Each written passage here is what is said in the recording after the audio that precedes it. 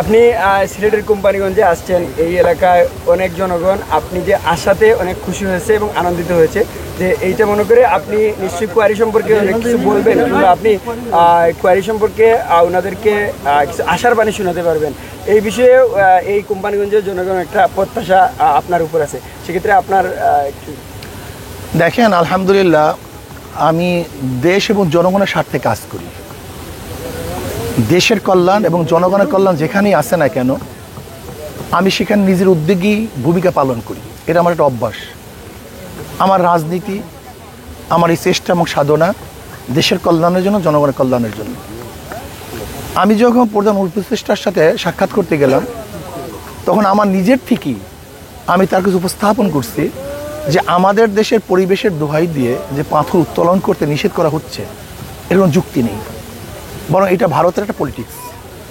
ভারত আমাদের উপরে তাদের পচা পাথর চাপিয়ে দেয়া এবং আমাদের থেকে টাকা নেয়ার জন্য এই কৌশল করছে মাত্র। এখানে হাজার হাজার লক্ষ লক্ষ শ্রমিকরা বেকার হয়ে গেছে, আমাদের দেশের অর্থনীতি ধস নেমেছে, আমাদের দেশের অর্থনীতি হাজার হাজার কোটি কোটি টাকা বিধে চলে যাচ্ছে। কাজে আমরা চাই যেন আমাদের দেশের পাথর আমরা উত্তোলন করতে পারি। যেই পরিবেশের দোহাই দিয়ে তারা আজকে এখানে পাথর উত্তোলন করা বন্ধ করছে, আমি সেটা দেখার জন্যই আসছি। ওই যে দেখেন এই ভারত সেখানে ডিনামাইট মেরে পাহাড় ভেঙে তারপর তারা পাথর উত্তোলন করতেছে, সেখানে তাদের পরিবেশ নষ্ট হয় না। অথচ আমাদের এখান থেকে এই পানির থেকে আমরা পাথর উত্তোলন করলে সেখানে পরিবেশ নষ্ট হবে কেন? এই প্রশ্নের জবাব তাদের কাছে নেই। এগুলো সম্পূর্ণ মিথ্যা বানোয়াট। এটা হলো আওয়ামী একটা গোলামি সরকার ছিল, তাবেদারের সরকার ছিল, পাঁচাটা গোলাম সরকার ছিল। এটা হলো আমি মনে করি আমাদের দেশের স্বাধীন প্রাইম মিনিস্টার তিনি ছিল না, সে হলো ভারতের একটা মুখ্যমন্ত্রী ছিল। সেহেতু আমি মনে করি যে এটা হলো ভারত কর্তৃক আমাদের উপরে একটা মিথ্যা অপবাদ এবং এটা চাপিয়ে দেওয়া হয়েছে। কাজে আমি চাই বর্তমান অন্তর্বর্তী সরকারকে বলবো যে কোনো মূল্যে এই সমস্ত অজুহাতকে বাদ দিয়ে মানুষদেরকে পাথর উত্তোলন করার ব্যবস্থা করে দেন, এবং আমাদের দেশের রেমিটেন্স এবং আমাদের দেশের যেহেতু মুদ্রা রাজস্ব আয় যেন বাড়তে পারে সেই ব্যবস্থা করে দেন, এবং আমাদের শ্রমিকরা যেন কাজ করতে পারে সেই ব্যবস্থা আপনাকে অবশ্যই করতে হবে। যদি না করেন তাহলে আমরা সমস্ত শ্রমিকদেরকে নিয়ে, দেশবাসীকে নিয়ে আন্দোলন করব।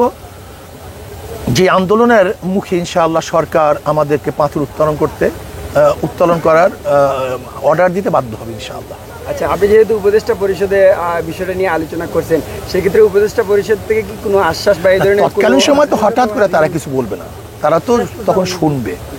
আশা করি এটা ইনশাআল্লাহ অবশ্যই তারা একটা কিছু না কিছু করবে, আশা করি, বিশ্বাস করি।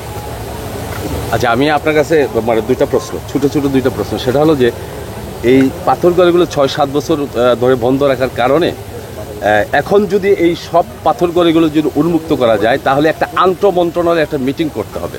সচিব পর্যায়ে বা মন্ত্রী পর্যায়ের একটা আন্তঃমন্ত্রণালয়ের একটা মিটিং লাগবে। এই মিটিংকে যথাযথ প্রক্রিয়া অনুসরণ করে তার পাথরগড়ি উন্মুক্ত করতে হবে। তো এই যথাযথ প্রক্রিয়া অনুসরণ করতে গেলে আপনি প্রধান উপদেষ্টা বা সংশ্লিষ্ট উপদেষ্টা বা সংশ্লিষ্ট সচিবদের সাথে কথা বলে একটা আন্তঃমন্ত্রণালয়ের একটা মিটিং, একটা ব্যবস্থা করতে হবে। সেটা আপনি এই সরকারের সাথে আলোচনা করে উদ্যোগ নেবেন? দেখেন, একটা কথা বলছি, যে উদ্যোগ নেওয়ার দরকার আমি সব উদ্যোগ গ্রহণ করব। কি পরিবেশ সৃষ্টি করতে হবে সরকার ভালো বুঝে। এখানে যদি হাইকোর্টের রায় আছে, যদি তারা বলে হাইকোর্টের রায়টাকে ভ্যাকেট করে দেওয়া হোক, বা শেষ, এত কিছু নাই তো। এটা তো আগের থেকে চলমান, এটা নতুন না, তো নতুনভাবে চলবো, নতুনভাবে আইন করতে হবে। এটা আগের থেকেই আইন কারণে চলমান। যে এটা স্থগিত করা হয়েছে সেই স্থগিত উঠাই নিলে তো সব চলমান। এখানে নতুন কোনো সমস্যার কিছু নাই তো। অন্য কোনো খুব আপনার পিছনটা কি মানুষগুলি এত গোলাগঞ্জ পাথরগড়ি পরিদর্শন করেছেন। এখানে সিলেটে আরও বেশ কিছু পাথরগড়ি রয়েছে, জাফলং, বিছনাকান্দি, শ্রীপুর, লালাখাল, লুবা, জাদুকাটা। এই সমস্ত পাথরগড়িগুলো কিন্তু লক্ষ লক্ষ শ্রমিক বেকার। তা আপনি সব পাথরগড়িগুলো পরিদর্শন করবেন কিনা, বা সব? আমি এগুলি মোটামুটি আমার আগের থেকে পরিদর্শন করা আছে বিধায় তো আমার মাথার মধ্যে ছিল যে, এবং আমি তো সব জায়গায় মোটামুটি ঘুরছি, দেখছি। এটা আমার কাছে একেবারে ওপেন, এটা আমার কাছে স্পষ্ট যে এটা সম্পূর্ণ আমাদের জুলুম, এটা অত্যাচার, এটা অবিচার। এটা ভারতের চাপানো একটা সিদ্ধান্ত। এই সিদ্ধান্ত আমাদের না, এটা ভারতের চাপানো সিদ্ধান্ত। কাজে ভারতের চাপানোর সিদ্ধান্ত বাংলাদেশ মানতে যাবে কেন? এটা আমাদের দেশের স্বার্থ, আমাদের সম্পদ আমরা উত্তোলন করব। আমাদের রাজস্ব আয় বাড়বে, আমাদের শ্রমিকরা তারা বেকার থাকবে না, তাদের খাদ্য বস্ত্র অন্যের ব্যবস্থা হবে। আমাদের শ্রমিকরা আজকে ক্ষুধার্ত অবস্থায় আত্মহত্যা করছে, এটা আমাদের জন্য সবচেয়ে বড় ডিফিকাল্ট ব্যাপার। আমি এটা হতেই পারে না। সর্বশেষ একটা ছোট্ট একটা প্রশ্ন, সেটা হলো যে এই হাজার হাজার লক্ষ লক্ষ শ্রমিক বেকার হওয়ার কারণে বালু এবং পাথর উত্তোলন করতে পারতেছে না। আমার কোম্পানিগঞ্জ, বিস্তাকান্দি, জাফলং বা বিভিন্ন কোয়ারিতে 40 থেকে 50টা বাড়কি নৌকা তারা বালু উত্তোলন করে তারা জীবিকা নির্বাহ করে। অনলি 50 থেকে 100টা হবে। আমি প্রতিটা আইনশৃঙ্খলা কমিটির মিটিংয়ে এই নিয়ে ইউনো ওসি সাহেবের সাথে যুদ্ধ করি, তারপরেও প্রতিনিয়ত তারা অভিযান দেয়, মানুষ ধরে চালান দেয়, আপনার সাজা দেয়। এই তাৎক্ষণিকভাবে অন্ততপক্ষে শ্রমিকদের উপর যাতে কোনো নির্যাতন না হয় সেই বিষয়ে আপনি ডিসি এবং এসপি এবং সংশ্লিষ্ট সচিবদের সাথে একটু যদি কথা বলেন, তাহলে এই 3-4টা উপজেলার মানুষ উপকৃত হবে। দেখেন, ইনশাল্লাহ আমি বলবো, আমি চেষ্টা করবো, ইনশাল্লাহ সবাইকে বলার চেষ্টা করবো ইনশাল্লাহ, এবং এটা যেন আমাদের সলভ হয়ে যায়, যে সমস্যাটা আছে রেস্তায় সলভ হয়, এই ব্যাপারে ইনশাল্লাহ আমি চেষ্টা করবো। আমার সাধ্য চেষ্টা করতে হবে। মনে রাখতে হবে যে শ্রমিকরা, যেহেতু এটা বিদেশে একটা আগ্রাসন, এটা ভারতের চাপানো একটা অবৈধ কাজে সে তো চেষ্টা করবে যেন এটা না হয়। আর ভারতের দালালরা তো সব জায়গায় আছে। আপনাদেরকে অবশ্যই মনে রাখতে হবে, আমাদের প্রত্যেকটা জায়গাতে, আমাদের প্রত্যেকটা শাখাতে কিন্তু ভারত কর্তৃক নিয়োজিত ব্যক্তিরা আছে, সব জায়গায় এরা ভারত কর্তৃক নিয়োজিত। কাজে ভারত কর্তৃক নিয়োজিত কোনো আমলারা চাইবে না যে এখান থেকে আমাদের রাজস্ব আয় হোক, আমাদের শ্রমিকরা এখানে খাটুক, আমাদের ব্যাংকিং অবস্থা আরও ভালো হোক, আমাদের রিজার্ভ বাড়ুক। এটি কিন্তু আমাদের ভারত কর্তৃক আমলারা চাইবে না।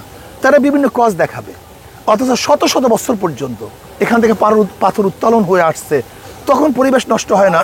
হঠাৎ করে পরিবেশ নষ্ট হওয়ার কারণটা কি? এটা কোনো যুক্তি কোনো কারণ নেই, এটা সম্পূর্ণ ভারতের অবৈধ চাপানো একটা যুক্তি। কাজে আমরা চাই, সরকারকে অনুরোধ করব, কোনো অবস্থাতেই আমরা এই আইন মানতে পারি না।